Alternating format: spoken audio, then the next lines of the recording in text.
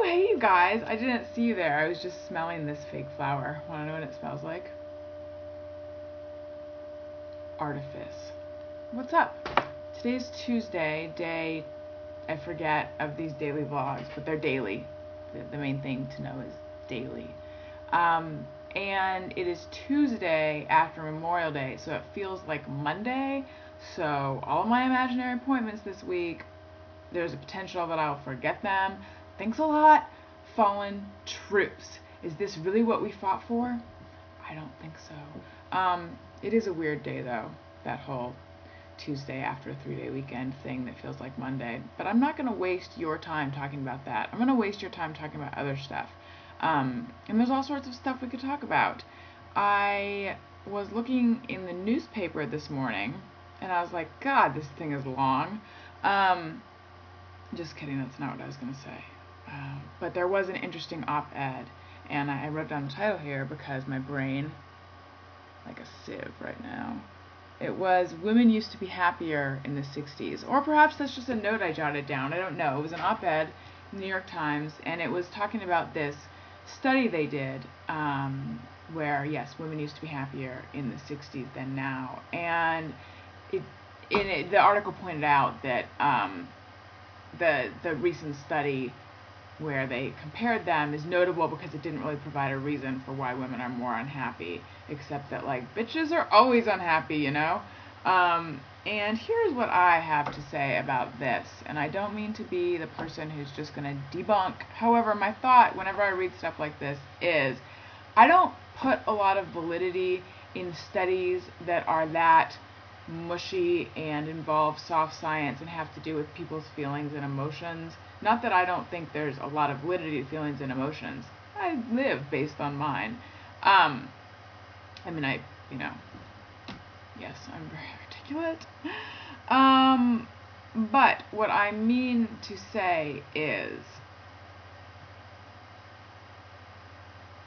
I think it has a lot to do with how people want to answer and what they feel comfortable with saying more than how they genuinely feel. So perhaps back in the 60s, men felt uncomfortable talking about how unhappy or unfulfilled they were. Or maybe they were just super happy and super fulfilled. I think that now most of my female friends are unhappy. And most of my male friends are unhappy too. So people are just a bunch of whiny babies these days. There was also another article about fungus. And I'm not going to really go into it except to say, if you enjoy florid prose, definitely read Fungi, From Killer to Dinner Companion, because there's all sorts of great stuff in that. But I also wanted to share some notable things with you from my to-do list. I was debating, do I share my to-do list or do I talk about stuff in the news? And now we're just running out of time because I want to be able to talk to my friend James. So you know what? Tomorrow, I don't think we're going to waste our time talking about news of the world, because when it's you and me, there is no outside world. The world exists right here in between me and the computer screen. And then it's sort of like a mirror, and on the other side is me and the computer screen, but flipped around, and then also you, the distance between you and the computer screen. See what I'm saying about Tuesday being a day for no articulate anythings? That's what I have to say about that. So my guest today is James Morel, which is a shortened version of his original name, but we won't get into that. He might, though. I've known James for 14 years or something insane like that.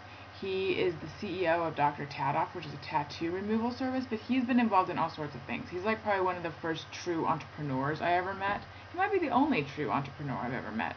And so let's just call him up, and then we can talk about all the various things he's done. Okay? Okay.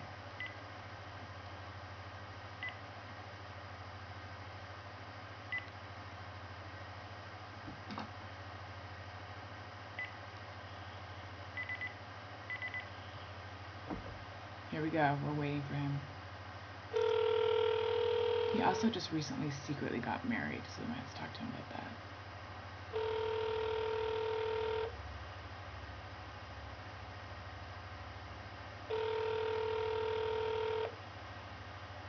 He's gonna pull at us in. I'm gonna flip out.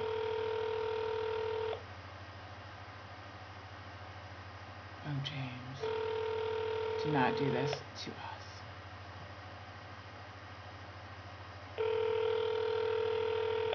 Oh, goodness. I'm totally gonna fire my producer. I'm gonna hire a producer and then I'm gonna fire them retroactively for this. For Hello? James Morel? Alison, Rosen. My God, could that have taken any longer for you to answer? Oh, did it ring for a while? Yeah, for 5 minutes. I'm a very important executive and I'm very busy. I know. What were you doing? Putting on lip gloss? Exactly.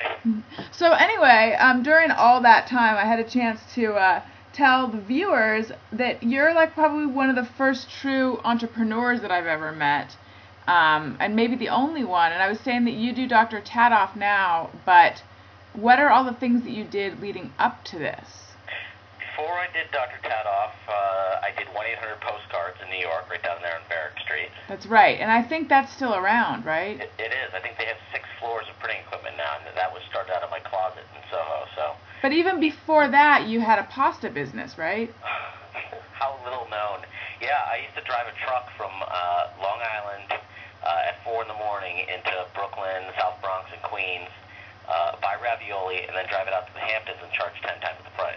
Wow, look at you, bilking the rich. You're like Robin Hood, but with carbohydrates. Exactly. Or you were. So then you did 1-800 postcards, and then you must have, sold that for a pretty penny? Yeah, I sold that, moved to California in 2000, but when I was still in New York, I was also doing Pop Smear magazine. Oh, that was at the same time as the postcards? It was. And so for people who don't know, Pop Smear magazine was awesome, and sort of a cult favorite magazine. How would you describe it? Yeah, cult favorite is a great way to describe something that didn't make any money. Oh, did it not make any money? I loved it.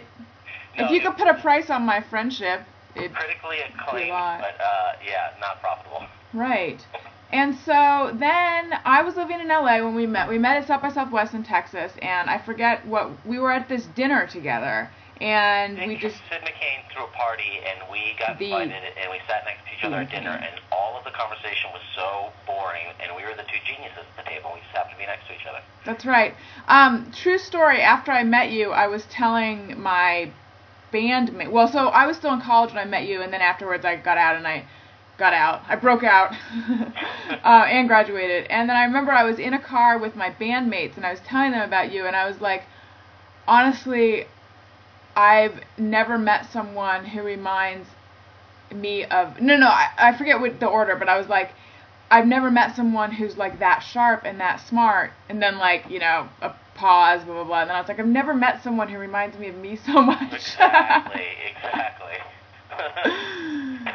And I still feel that way. Yeah, you were in LA at the time, and I was in New York, and now we switched places. That's right. And so what made you want to go into tattoo removal? You don't even have any tattoo. Oh, wait, you also did Star Dates, that show that had Tootie on it. I did, yeah. When I moved out here, remember I was friends with Skippy? Yes. So, cannot forget. So, yeah, he was the inspiration. I was friends with the guy who played Skippy on Family Ties, and his Ernest life Campbell. after being a childhood star inspired me to create this show where we could put people like him on dates with regular people. So we had Gary Coleman dating, Tiffany, Danny Terrio, Tootie, as you say. It was great. It was a good show. I hate to cut this short, but now I have to go. Okay. So, but thank you. Good times. Okay, I'll talk to you soon. All right, bye. I've really got to figure out a way that we're not cutting people short like this. But anyway, now he does tattoo removal, even though he doesn't have any tattoos. But people have tattoos, and so James goes where there's a need. And, yeah. And he's got secretly married, just like Spidey. Alright, you guys. Come back tomorrow. Pretty soon I'll have these up at the exact same time each day, but I'm just not quite there yet. I love you. Be good to each other. Have a good Tuesday that feels like Monday.